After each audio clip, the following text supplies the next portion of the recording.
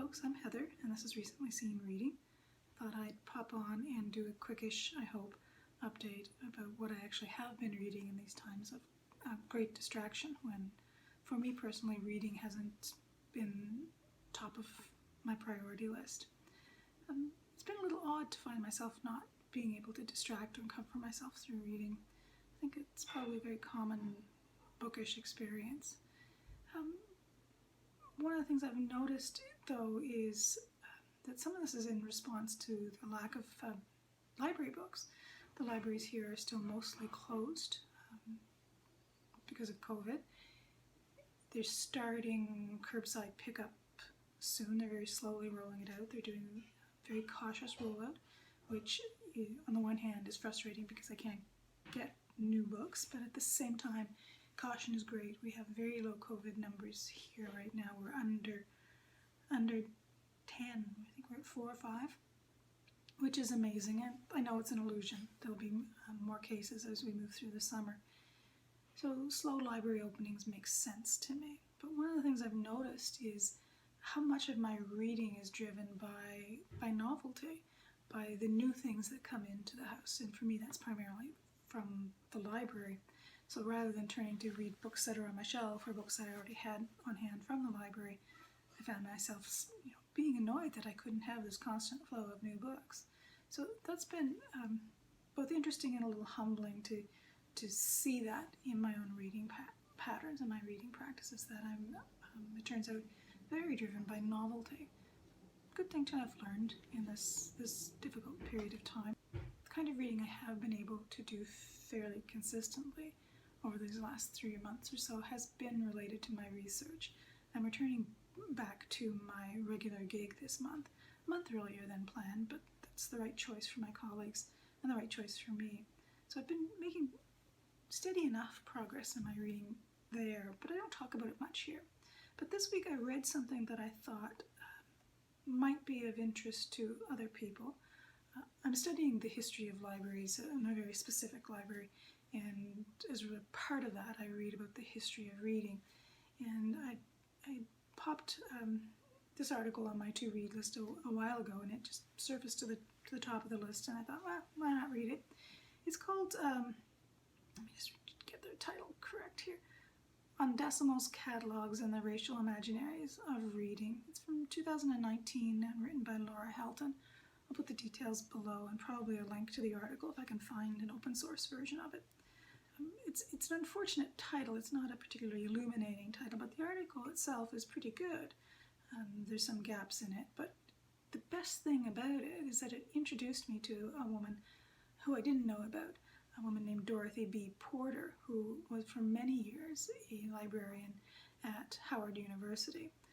Since library history actually isn't studied in library schools, and it's not studied in history departments, and certainly not in literature departments, I'd never heard of Dorothy Porter, and that's a shame, because she's great. What she did that is incredibly important is that she, in the 1930s, gradually revised and replaced large sections of the Dewey Decimal System at Howard. That meant that she changed the way things were cataloged so that materials about Black lives written by Black writers were not relegated to inappropriate categories. She essentially made it possible to place, say, poetry by Langston Hughes not in its separate, segregated category associated with slavery, but instead put it in with other poets, other American poets. She did a tremendous service to both libraries and to literature and to history and to the reading lives and intellectual lives of Black scholars and Black students by making that change. Now, that change was unfortunately not well received by the white librarians who acted as gatekeepers for the Dewey Decimal System at that period, but she prevailed, and it's amazing. She undid essentially segregation through cataloging. One of the things I love about Porter, and I hope to read a recent biography of her, is that her existence and her work remind us that libraries are never actually neutral places. All of the things we do, whether it comes from services or the materials we buy and the way we organize them and the way we make it possible for people to find them, none of that stuff is neutral. None of it. So I'm very happy to have discovered Dorothy Porter, and if you're interested in libraries or interested in the way seemingly invisible infrastructures like cataloging, subject catalogs, card catalogs, full-text search, how some of that stuff is shaped by the lived reality and the lived politics of people's lives, I'd recommend reading about Dorothy Porter. I'm going to read a recent little biography of her this week, I think. The rest of the material I've been reading over the last couple of weeks hasn't been particularly satisfying and nowhere near as interesting as Dorothy Porter. I think this is large measure to do with my mood rather than the quality of the writing itself. And I'm hoping that that will pass, or that I will make better choices in what I read. So for example, I finished Larry's Party. This is a 1997-ish novel written by Carol Shields, a Canadian writer, originally American but moved to Canada as a young woman, a prairie writer. So Larry's Party won the Women's Prize for that year, and it follows the life story of Larry Weller, who starts out as a high school student, then becomes a florist, then becomes the owner of the florist business, then becomes eventually a world-renowned maze maker. So maze maker, interesting topic, know nothing about maze, and I enjoyed the first 2 or 3 chapters of this quite a bit. There are chapters that focused on his life before he was 30, and then I made a fatal error. I put the book down and didn't pick it up for another month and a half, and in the meantime, my patience for the kind of primary narrative device she's using disappeared.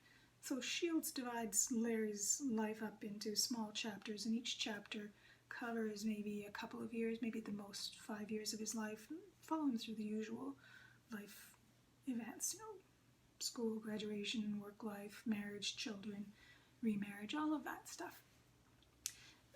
And in each of these chapters, details, very specific details about his life and his biography and the people around him is repeated over and over again. So characters from the early part of his life are reintroduced and explained in their relationship to him over and over again. And I began to find this tedious. Now, I understand what Shields is doing with this. It's clearly connected to the idea of maze making, and Shields is interested, I think, in how lives aren't actually straightforward linear progressions, but they're a little bit more maze-like than that. But I just got frustrated with it. I got bored with hearing the same details over and over again. So partly that's a reflection of my mood, and partly my lack of fondness for short stories, and I think partly connected to the very deliberate way that Shields is frustrating something that gives me a great deal of pleasure in reading, which is his narrative drive, so a narrative movement through novel. Usually I'm patient with fractured narratives, interrupted narratives, narratives with multiple points of view, multiple characters' points of view, but this one just didn't do it for me. I just became impatient with it. I finished it. If you're interested in the ways in which women writers can represent men's lives, you might find Shields interesting. One of the things I think Shields' novel suffers from as well is that it's not aged well. Just the tone and issues and concerns of a writer in the 1990s just weren't working for me. One of the books I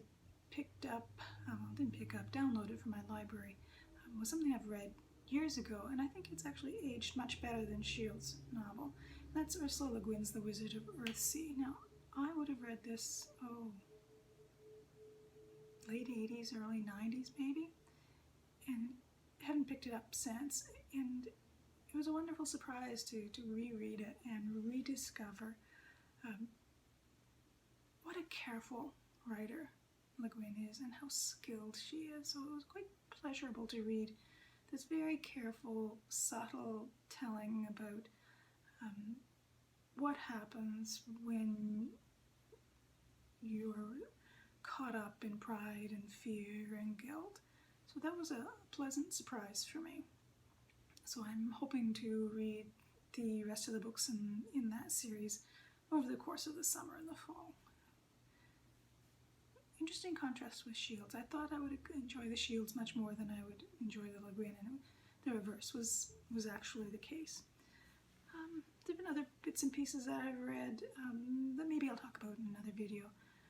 But in terms of what I'm hoping I will make progress on next week, in the end of this week, what is this? Let's see, can I get the glare off of it? This is Scenes of Subjection by Saidiya Hartman. This came out in 1997, so it's actually from the same time period as Shields.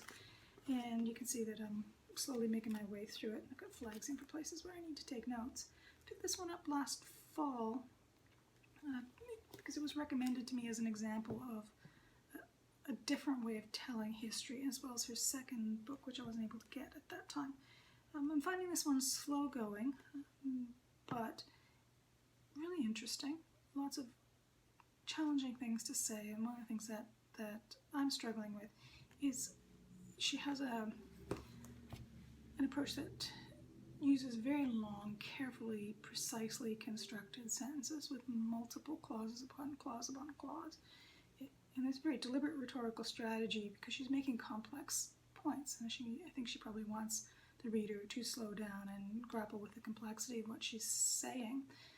So I'm finding it slow going, and it's reminding me of the kind of challenge I found in reading literary theory in the early 90s. It requires a slower pace and a different kind of attention. So the time of distraction makes this a little bit more challenging for me to read, but I'm hoping to make headway with it this week, the end of this week and into next. I'm about halfway through, so I'd like to be, if I could pick up the pace or pick up the focus. Did you pick up the focus? If I get myself focused more better, maybe I'll be able to finish this week. The other one, which I'm planning to read, all things being equal, is this one. Let's see, can I get the glare? There we go. This is Diana Atto, who's one of my favorite writers, early novel. This was originally published in, let me see, 67, I think, 1967, and was recently published this year. Don't look at me like that. It's the story of a love triangle set alternately, I think, in Cambridge or Oxford and in the London publishing scene, so likely to be quite autobiographical. So I'm looking forward to that. It's a nice short one, and I love Diana Atto's writing, both the writing that she did as an old woman and less so, but still find compelling the writing she did as a younger woman. She's an interesting woman. So that's all I have planned for reading in the next week or so. I encourage you, if you're curious about how things as simple as cataloging practices shape what you read, encourage you to read the Helton article, and maybe I can put links to the biography of Porter that I'm looking forward to reading to as well in the description notes. I hope you're keeping well and that you are taking care of yourselves and your kin. Take care. Bye-bye.